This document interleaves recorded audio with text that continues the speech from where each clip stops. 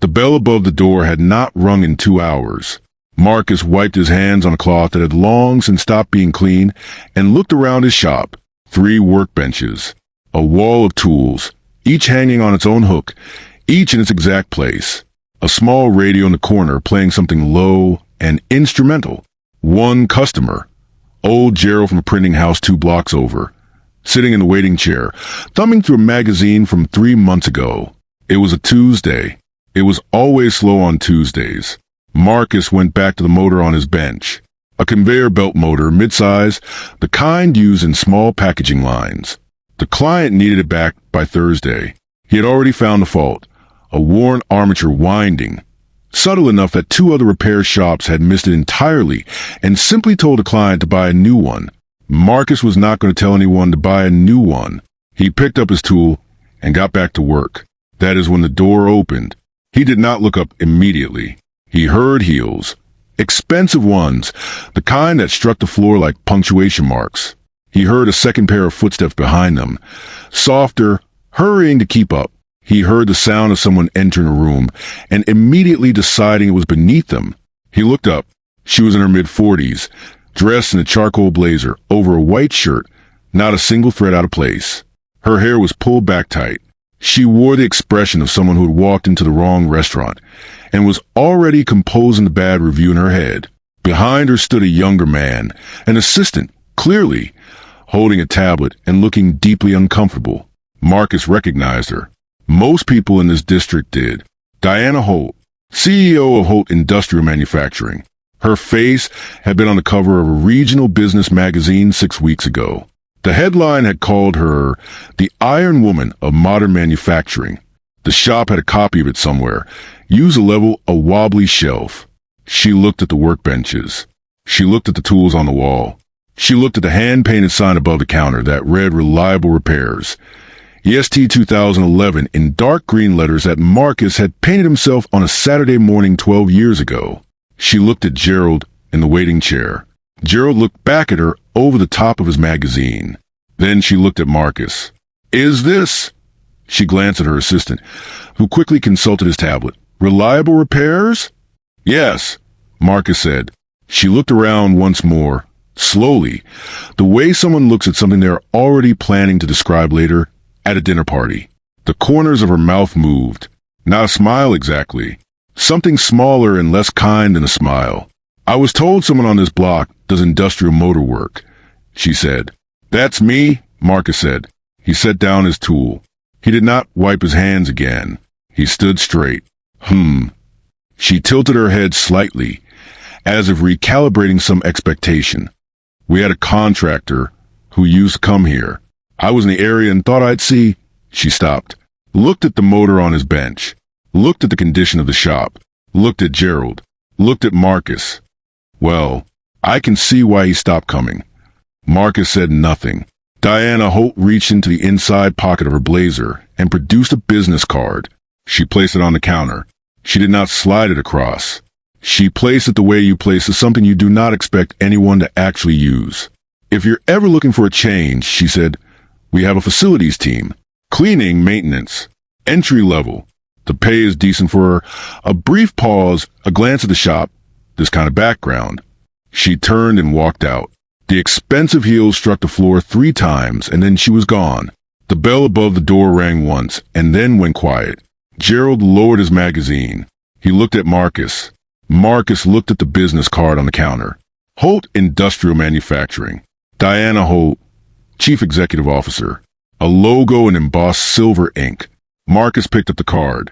He looked at it for a moment, the way a man looks at something he intends to remember. Then he put it in his front pocket, picked up his tool, and went back to the motor on his bench. Gerald watched him for a moment, then raised his magazine again. The radio played on, low and steady in the corner. Marcus was 7 years old the first time he fixed something. It was a fan, a standing fan that his mother had bought secondhand from a neighbor, and which had stopped working 3 days after they brought it home. It was August. The apartment had no air conditioning. His mother had looked at the fan the way adults look at things they cannot afford to replace, with a tired, quiet disappointment that Marcus did not have a word for yet, but understood completely. He took the fan apart on the kitchen floor. His mother told him to stop. He kept going. 2 hours later, the fan was running. He had found a loose wire connection behind the motor housing and twisted it back into place with precision that had no business existing in a 7-year-old's fingers. His mother stood in the kitchen doorway and looked at him. Then she looked at the fan. Then she started laughing. The real kind, the kind that comes from genuine surprise. And she hugged him so hard he couldn't breathe properly for a moment. That was the beginning. After that, things came to him. A neighbor's broken radio. A relative's motorcycle that hadn't started in 2 years. A generator that the local barber used to power his shop during outages. Marcus fixed them all, quietly, methodically, always more interested in understanding why something had broken than in simply making it work again.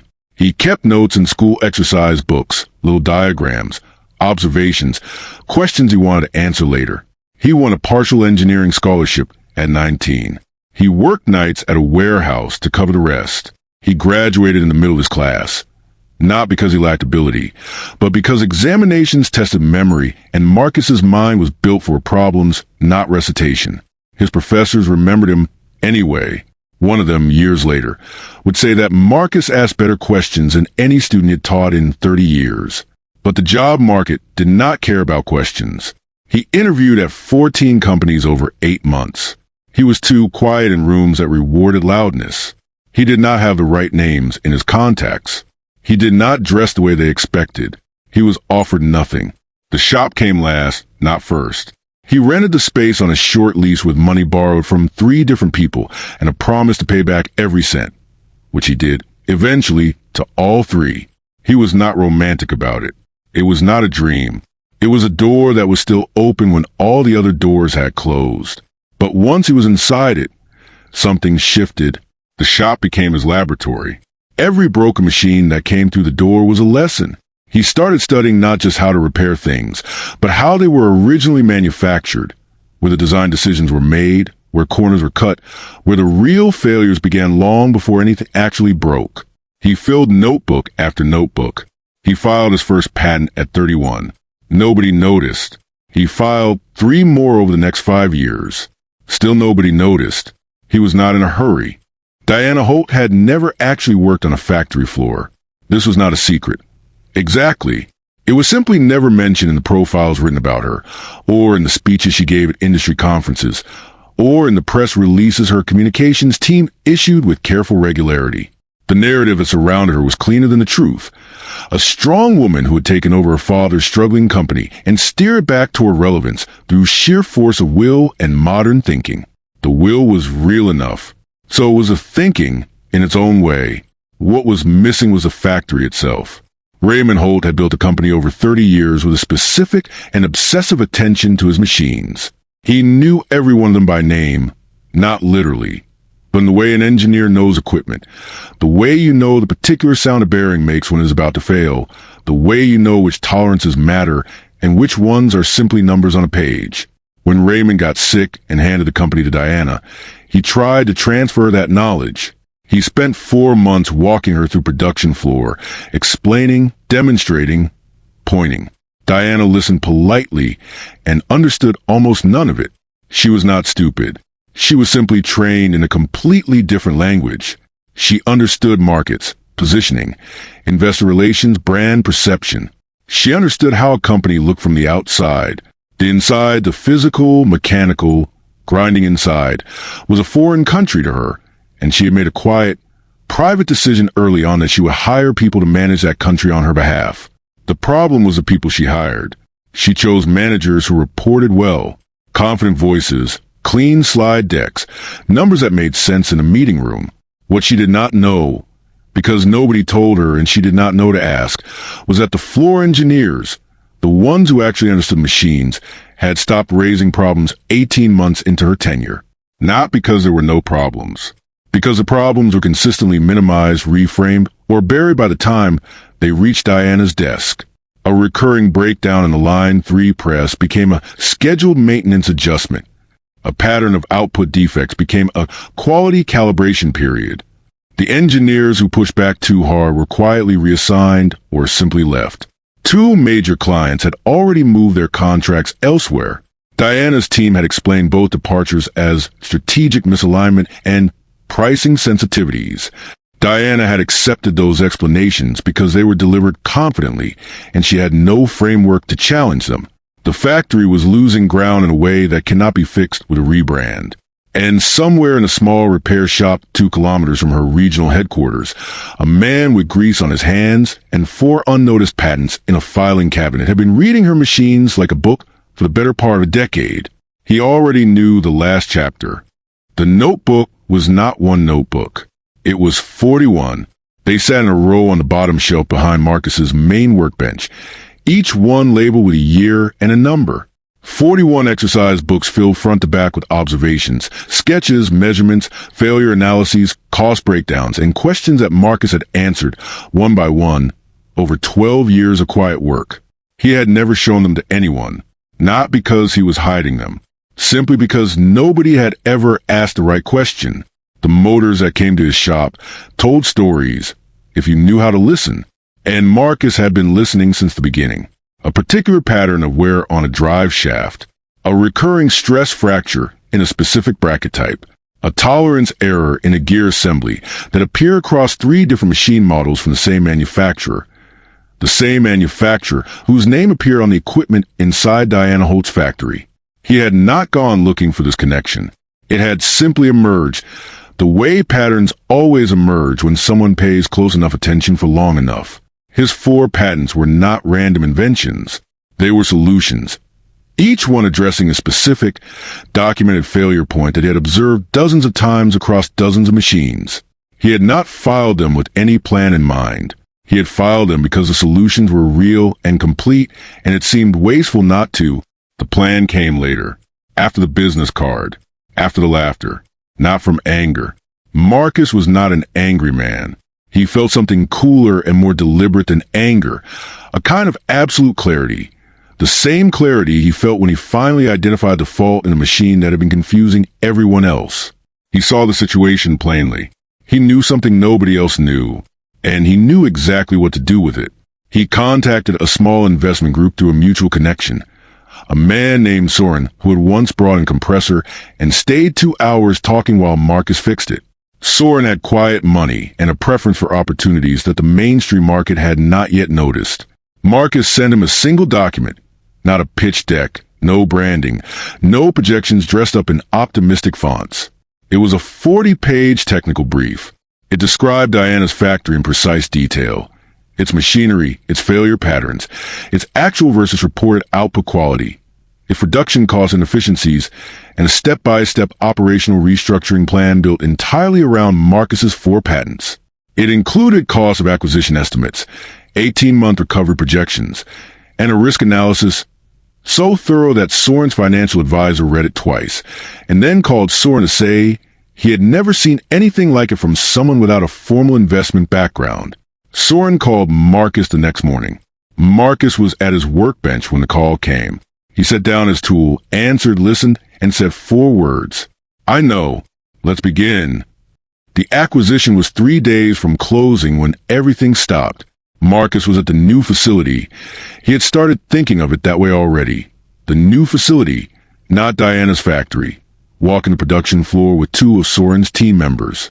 He was pointing out the 3rd machine on line 2, explaining the bearing replacement sequence his team would begin in the first week when his phone rang.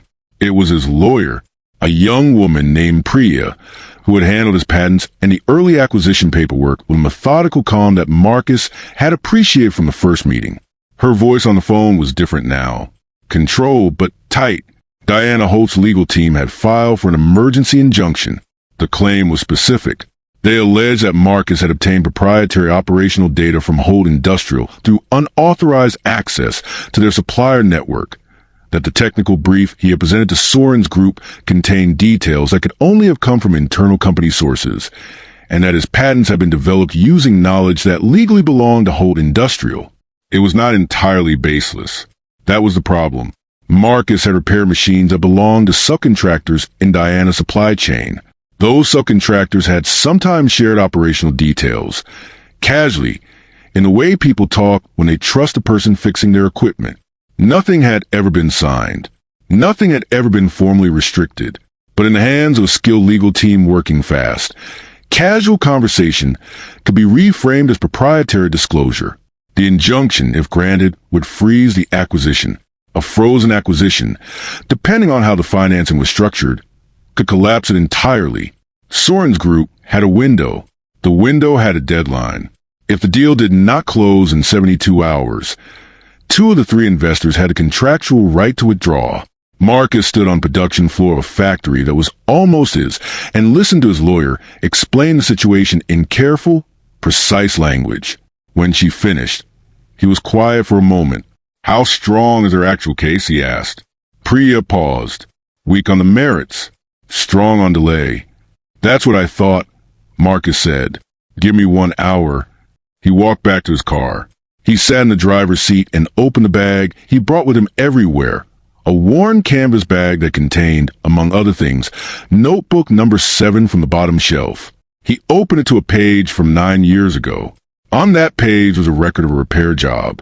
A motor from a subcontractor whose name appeared in the footnotes of a 2019 Holt Industrial Annual Report. Publicly available, filed with the industry registry, accessible to anyone. The repair notes included machine serial numbers, public serial numbers, traceable to public manufacturing records. Every single detail in his technical brief had a public source. He had simply been the only person who had bothered to read all of them. He called Priya back.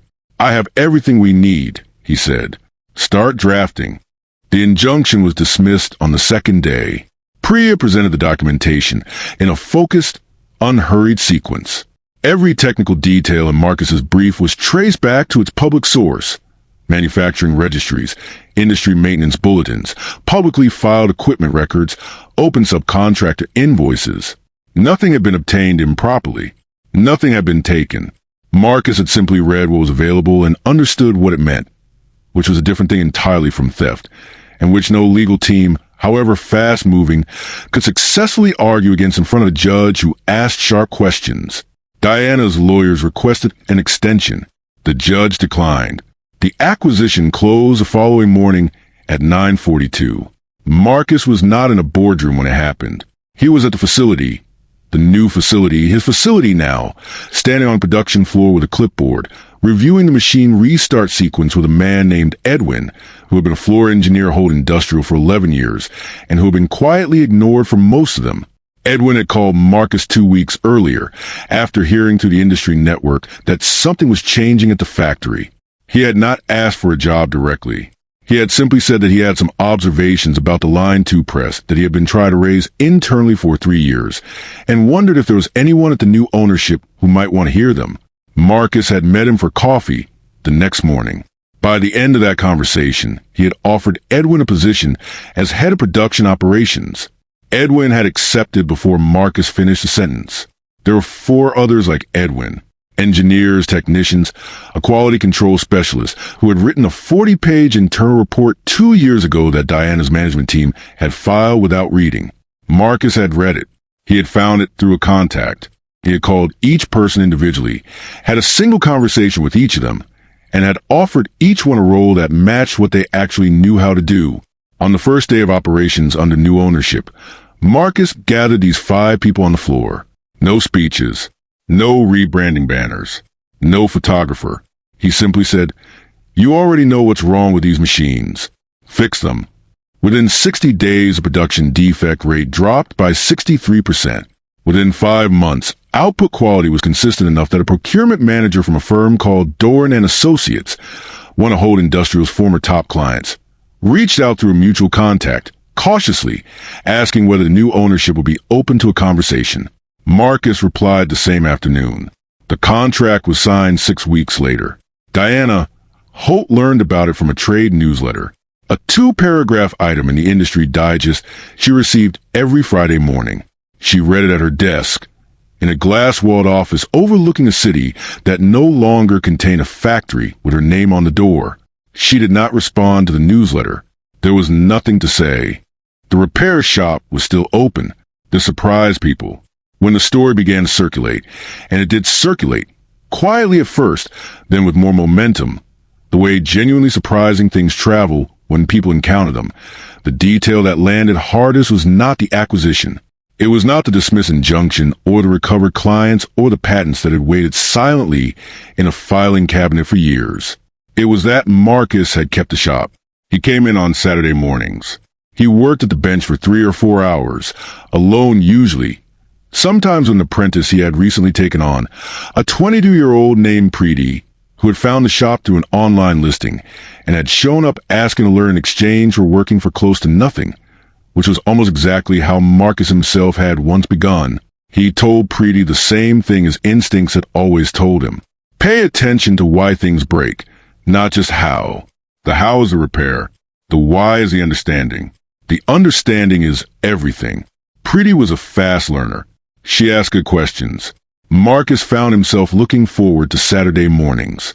Old Gerald still came in occasionally, not always with something to fix. Sometimes just to sit in the waiting chair with a magazine and drink the bad coffee that Marcus made from a machine he had repaired so many times. It was essentially a different machine now, built from the memory of the original. One Saturday morning, a journalist called. She was writing something about the acquisition for an industry publication and had tracked down the shop number. She asked Marcus how he felt now that the story had come out, whether he had anything to say to Diana Holt, whether there was a message in all of it. Marcus thought about this for a moment. No message, he said. I wasn't trying to say anything. I was trying to build something. The journalist asked if he had always known it would work out this way. No, he said. I just knew the machines. Everything else followed from that. She asked about the day Diana Holt came into the shop, whether that moment had changed anything for him.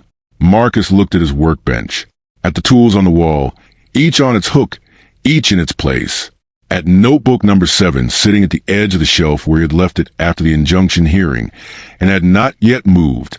It clarified things, he said. He thanked her for calling and put down the phone. Preeti looked up from the motor she was working on. Who was that? She asked. A journalist, Marcus said. He picked up his tool. She wanted to know how the story ends. Preeti waited. Marcus looked at the motor on his bench. It doesn't, he said. You just keep working. He bent his head and got back to it. The radio played on, low and steady. The bell above the door did not ring. It did not need to.